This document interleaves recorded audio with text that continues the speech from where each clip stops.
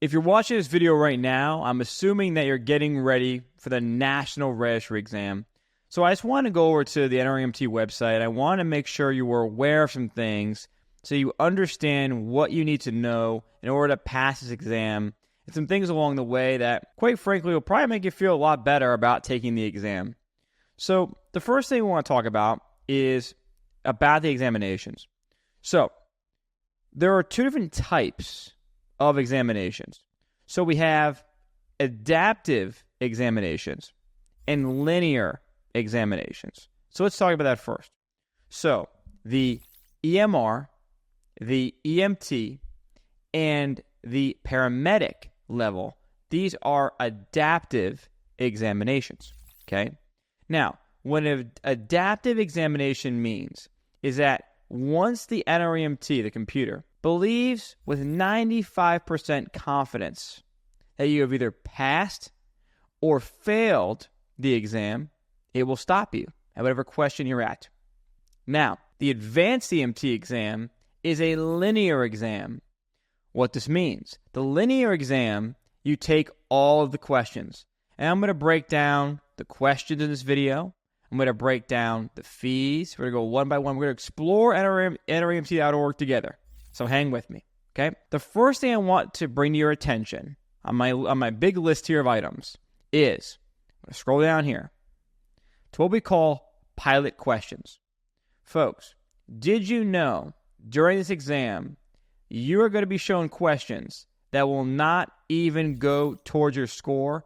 Essentially, National Registry is kind of testing out these questions. They're called pilot questions, and they're indistinguishable from scored items. This is why I tell my students, don't get hung up on, oh, that question, I had this one question, it was so crazy, it was so hard. Folks, it could have been a pilot question. Maybe that's why it was so weird. Maybe that's why it was so funky. On the EMR exam, there's 30 pilot questions. They don't count to your score. EMT, there's 10. Advanced EMT, there's 35. And paramedic, there's 20. Now, we're going to get into it in a second here, how many questions and so on and so forth. Hang with me. Let's go to the test plan, okay? So we're going to scroll down here, and this right here on the screen, bam, there it is. Test plan straight from National Registry. Folks, this is all the content, the national content, that will be in your exams. So when National Registry create all these questions, it comes from these content areas: airway, respiration, and ventilation, cardiology and resus, trauma, medical OBGYN, EMS operations. Those are your 5 main areas. Now, if you're an advanced EMT or paramedic, you have a new area of content called clinical judgment, which technically is not an area of content. I mean, it is a content area, but it is a style of questioning that you will get. Meaning, you have to see what happens next in this scenario. You have to determine, what treatment will I give? If I see this sign and symptom, what could this mean? Clinical judgment questions will take you through the en route, on scene, and post-scene phases. That is part of clinical judgment, and there's a new style of questioning for advanced EMT and paramedics. We include practice questions on clinical judgment inside our program, as well as the practice questions for all the other areas, and video lessons to go through all of the content here. Notice something interesting here, folks. EMR. EMR has 90 to 110 items or questions you could get asked. EMT has 70 to 120. Advanced EMT is 135 questions. You can take it to the bank. That's how much you're going to get. And paramedic is 110 to 150. So what this means, with our 3 adaptive exams, on paramedic, they could stop you at 110, or they could stop you at 120. Same with EMR. You can go all the way to 110. You could stop at 70 at EMT, so on and so forth. Once it has a 95% confidence you've passed or failed, it will stop you.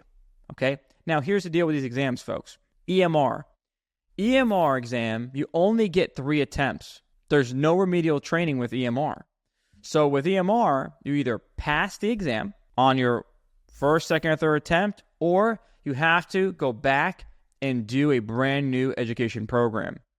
With EMT, advanced EMT, and paramedic, you have a total of 6 tries to pass the National Registry exam. After failing the exam 3 times, a candidate must take what we call remedial training. which is essentially this national core content built into a program. And you take that, you bring that back to National Registry, and then they say, okay, we saw you've gone through a program. Your knowledge should be now up to a national standard if it was a good remedial training program. And now you can continue to your 4th attempt. Now, at Paramedic Coach, we don't want that to happen. We want you to pass in your first try. And folks, this is why I've been helping students for over 5 years prepare for school, pass school, and pass National Registry. National Registry has come out with a brand new podcast, which is called Registry Insider. A lot of good stuff on there. I would recommend watching it. Number 2. Secondly, you can see here that National Registry has launched new examinations that include clinical judgment questions.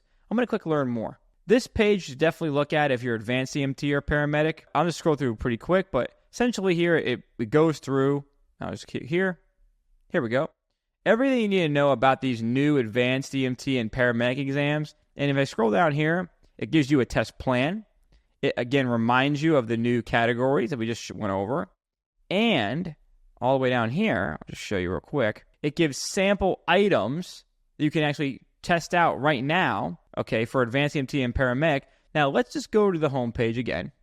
Let's go over to certification. Let's just choose EMT, for example, okay? Now I'm going to hit full education program. When I do that, and I'll do it for all of them so we can see, this is what you need to actually sit for the National Registry exam. This is the exam info. You can see here the time limit is 2 hours. One thing that's not talked about enough is, folks, the time limit. So in the corner of your screen, watch out for that time limit. If you go all the way and you haven't finished the exam yet and your time limit is up, you automatically fail the exam, right? What do I recommend to my students? Let's say we have a question. Review the question over at least twice and make sure to go through the last line of what the question's asking you. Once we've done that, then look at the answers. Now we can make a decision. If we need to do an elimination method, great, go ahead and do that. Then you're going to go ahead, make your decision, make your choice. If there is more information given in a scenario like clinical judgment for EMT and paramedic, review that scenario. Make sure you're keen on it. Look out for buzzwords. Buzzwords meaning patient states. For example, respiratory failure, the patient might be getting tired. Respirations might be sluggish. They might have rapid respirations if they are in respiratory distress.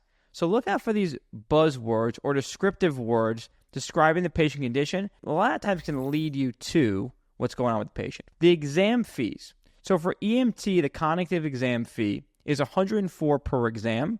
Okay, we can see that. Now, I'm going to go to each one here just to bring it up in the screen. Let's go over to EMR. Okay, we'll do the same thing. And we can see it is 1 hour and 45 minutes and $88 to sit for the exam. Now again, let's do it again. Let's go over to Advanced EMT. Same deal. We can see here there is a 3-hour time limit for Advanced EMT and is $159 per exam. And now we'll go over to Paramedic. Here we go again. Paramedic, 3 hours and 30 minutes. The exam fee is $175.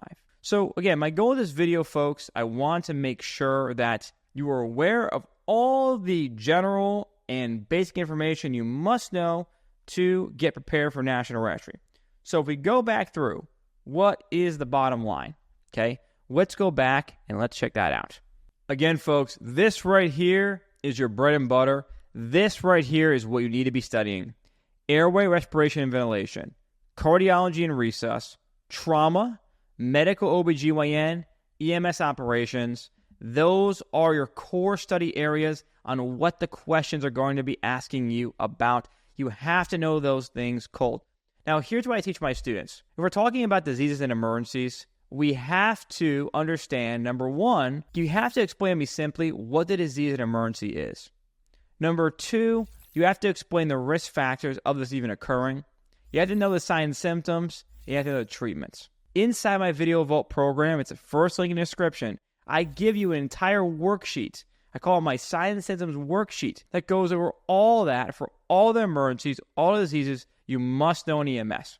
By clicking in the first link in the description, you get lifetime access to my Video Vault program. The Video Vault includes over 480 videos of content and now holds over 2,000 1,000 National Registry Practice Test questions. Also include some really awesome bonuses like worksheets, drug cards that are pre-filled out all for you, community group access to ask me questions, and audio files when you are on the go. The Video Vault will find you no matter where you're at, whether you're an EMR, EMT, advanced EMT, or paramedic student. And my students use this whether you are getting ready for school, in school right now, or getting ready to go pass your National Registry exams. So click the first link in the description right now and get yourself lifetime access to the Video Vault today. I'll see you there.